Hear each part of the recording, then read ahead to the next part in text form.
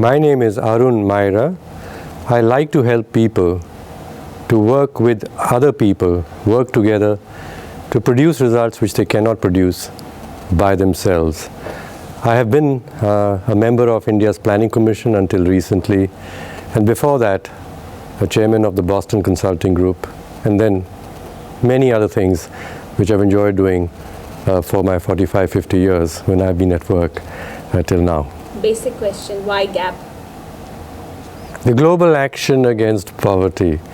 It's an idea I heard about from Sunil Savara, who called me out of the blue, and he had been requested to call me, and he said, there's so many great people in the world who've done so much, are doing so much to remove poverty. And he mentioned a few names like Professor Muhammad Yunus and Ela Banbhat, Bankar Roy, Runa Roy, and many others. And yet we have so much poverty in the world. And he was proposing to gather some 150, 200 younger persons who would have the passion and the ambition to remove poverty on a global scale, who could learn from these great teachers, mentors who've gone before them. So this is a fascinating idea, to charge up change makers who would work on something so important and yet so complex as poverty, and poverty all over the world. So just the challenge of it made me very interested to talk more with Sunil, and then I got engaged with a team of young people around him who together were wishing to make a big impact on the state of poverty in the world. How has your feelings been towards poverty? You've been in the Planning Commission. How have you felt about this huge issue of poverty? Well, one is a feeling from the heart. You must care that someone else is deprived of things which you have and many others have, and things like, well, incomes is the usual definition of poverty.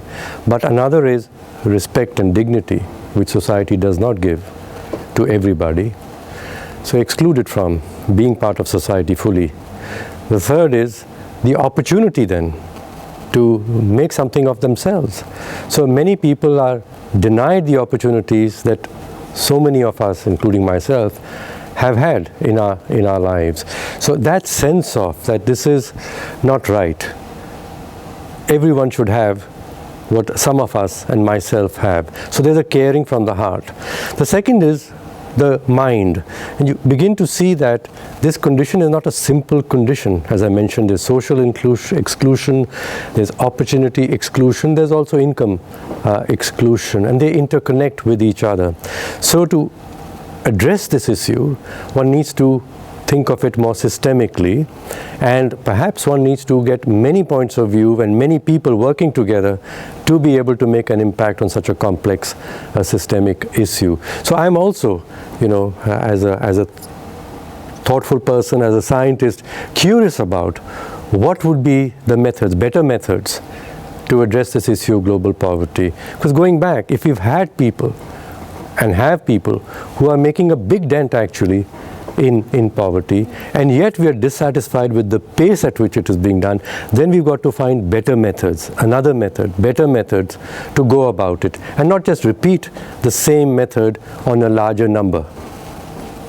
At the beginning, when you were introducing yourself, you spoke about working with others, which also defines a lot the spirit in which GAP has been formed. How did you all approach the idea of collaboration? Why do you think collaboration and working together is important in this global fight? If you could elaborate more on that. Poverty is a complex issue. It has got many angles to it, many facets to it.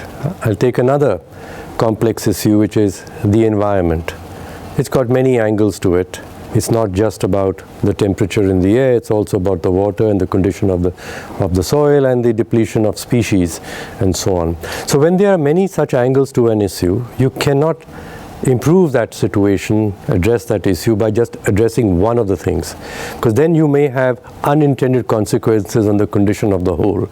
So in these situations, we need to find another method like I was saying. And that other method has to be one which takes many points of view and many actions. And I find this is very hard for people to understand and to act according to. They like to, and they should perhaps, do their own thing very well, but you can't just persist on doing your own thing, and quite often doing your own thing by denying that the others are doing is valuable at all. Say, my solution is the best solution. If everybody came on board of my solution, there would not be this condition. But others who are looking at the same phenomena are also seeing something equally important as that needs to be done, and they're pushing with their solution too. So we need to collaborate with each other. So the ability to understand a systemic issue and the ability to act systemically along with others is the key. And so to get ourselves in GAP to understand that it was not a matter of individual projects being produced, but collaborations and many more systemic projects that would emerge would be the difference that we could make in the approach that's so far being taken to address this issue of global poverty. That was a very interesting thing you all did with all the stickers and people coming and opening up channels of conversation and collaboration. What made you all come up with that? Well, first is to recognize what it's about. And if what we must do is to enable more connections laterally rather than linear plans, singular plans, individual plans going forward, then you design it accordingly. And this the GAP team has been amazing at. We got the idea that this is what the primary purpose of this meeting should be, to enable connections, for people to understand the many connections in the issue and then to make the connections with others with whom together they could make an impact on that issue. So they designed it extremely well, I must say. It's amazing how they enabled so many, 150, 200 persons to make connections with each other. And I've been just listening the last hour or two as this conference is coming. Don't even call it a conference, it's an unconference. It's coming towards its end. Everyone who's come across me says it was so wonderful to be able to make so many important connections with others they didn't know existed, but they realized they have to work with, and they were able to make those connections right here. So you've been having, been meeting all these stalwarts who have been social leaders in their own spaces. How has that experience been in these past 2 days, as they are also making connections, meeting people? What have you gathered there? I was impressed with their humility. I'm certainly taken up, like everybody is, with their passion and their achievement, but in spite of that achievement and also their passion, their humility.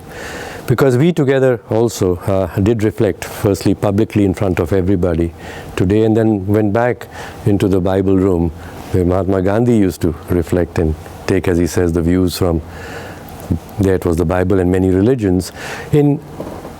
Together, these great leaders reflecting on what needs to change in the architecture, if I can call it, of the movement to address global poverty. And it has to become a more networked movement, a more connected movement, a movement in which we respect others who are also caring about the same goal and have their own talent and resources to help address that goal. So it's not about individual heroism, separate brands, and large budgets to my own initiative. It's about a sharing of our resources, complementing each other, working together in a new architecture of collaboration, association, a network which forms. And we used a nice expression that there are many, and there will be more, hopefully, people who have their own energy, their own light, the fireflies. If they would learn to swarm together, each being themselves, and they have to be themselves, but learning to swarm together, it just gives so much light and darkness together. So what is the communication methods, what is the architecture of forming a swarm of fireflies that together has a huge impact, a huge source of light and hope for the world? What a beautiful imagery it would be, just imagining those fireflies lighting up.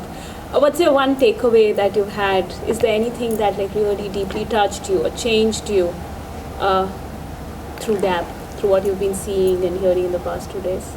I wouldn't say changed. I am getting reinforced in my hope and less occasional despondency does come, less despondent. So in that way, yes, changed. I'm hopefully changing for the better, being able to live with hope and being able to support a method which will enable that hope to come. And that method is the one of, let's say again, encouraging many fireflies to rise, but each of them recognizing that there are others too, and together we can make the difference. So how's, the last question to you is, how do you see GAP going forward? We had some reflections on that. I mean, the GAP team must sit down and reflect, and they haven't had a chance yet. They would hopefully in the next few days. We means the mentors who were there, and myself and Sunil Savara, who's, I don't know what he likes to call himself in the GAP team, but I think he's a leader in the GAP team. So we had a reflection, and out of the mentors' reflections on the nature of the process that would help to make a difference to the world, there was an idea that emerged of the need for a platform which would enable young people to connect A, with each other, and B, with people who have been there before, who are going ahead of them, and so to make those connections happen more easily. And the mentors were very enthused with what the GAP team had done in 2 days, that they designed a method, a platform in which amazing connections were made, turning out into very fruitful, hopefully, programs going forward, to go forward. So they urged Sunil to think about imagining such a platform. It would be based on many things, using many tools. It would use the internet, I'm sure. It would perhaps be using the same form of conference or unconference that we had here again in a year's time, and maybe in between in other places in this country. So face-to-face conversations in which connections are made, as well as online connections. The mentors did suggest that the face-to-face connection is necessary. Just having an online connection, you don't get the depth of looking into another person's eyes and hearts, and through that looking into other person's heart and saying, you know, we are together, we care about the same thing. It's not the words, it's how we feel together to do that. So therefore we need to have these face-to-face connections and meetings, again well organized like this one was, supplemented now by an online platform which will enable the reach of this process to go much further and faster. That wasn't my last question. This is my last question. How does it feel to be the curator of GAP? The word curator was an amusing one, because they said, you got a role. I said, call me facilitator. This is such an ordinary thing. I said, moderator doesn't sound nice, because part of my role is not to moderate but to stimulate. So the stimulator maybe could be another role, name. Then I said, some people occasionally in the past, when I've been helping with such occasions, have called me Sutradhar. Means that there's a thread emerging in the conversation, and the Sutradhar calls it and says, you know, this is what is emerging, and you take it from here onwards. They said, no, that's a very old-fashioned word, and they chose the word curator. I said, a rose by any other name, hopefully would spell it. How did you like the word curator? It doesn't matter. Into what you were trying to do? Well, when the mentors came in the first evening, and Aruna Roy asked this, she said, what is this word curator? She said, the curator is someone who finds pieces of art to put in a museum, art, and she said, I'm not stone and dead. So she felt like a mentor that she should not be in a process where the main role is that of a curator, sort of putting people on display, as it were. She wanted to be part of a process. So I thought the other words were probably better words. Stimulator, facilitator, maybe Sutradhar, something. We'll find our word. It doesn't matter. Thank you. Very interesting. Thank you so much. Welcome. Thank you.